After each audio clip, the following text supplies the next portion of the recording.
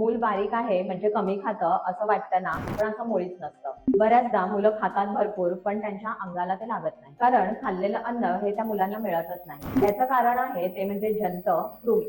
जंत पोटामध्ये झाले की मुलांची ग्रोथ थांबते आणि त्यांचं डायजेशन सुद्धा बिघडतं. बऱ्याच वेळेला मुलं खेळत असतात किंवा त्यांची नखं वाढली असतील तर त्यामध्ये सुद्धा माती किंवा इतर घाण राहून ती पोटात जाते आणि त्यामधून त्यांना जंतांचा प्रादुर्भाव होऊ शकतो. आता लहान मुलांमध्ये हे कसं ओळखायचं ह्याचे काही सिम्पटम्स सांगते.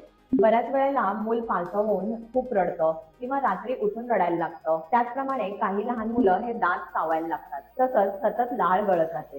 काही मुलांचं वजन हे बिलकुलच वाढत नाही. आयुर्वेदाने बऱ्याच वर्षांपूर्वी जंतुघ्न म्हणजे कृमिघ्न अशी औषधं सांगितली आहेत आणि त्यामधलंच एक सुंदर असं औषध म्हणजे वावडिंग विडंग. 7 ते 8 वावडिंग घेऊन ते 1 ग्लास पाण्यामध्ये छान उकळवून ठेवा व हे पाणी दिवसभरामध्ये मुलांना द्या किंवा त्यांच्या दुधामध्ये सुद्धा हे तुम्ही टाकू शकता. यामुळे काय होईल तर त्यांचं डायजेशन इम्प्रूव्ह होईल, कृमिघ्न म्हणजे त्यांची जंत ही जायला मदत होईल आणि खाल्लेलं अन्न त्यांना छान असं ऍब्झॉर्ब व्हायला लागेल. अशाच लहान मुलांच्या आरोग्याच्या टिप्ससाठी नक्की आम्हाला फॉलो करा.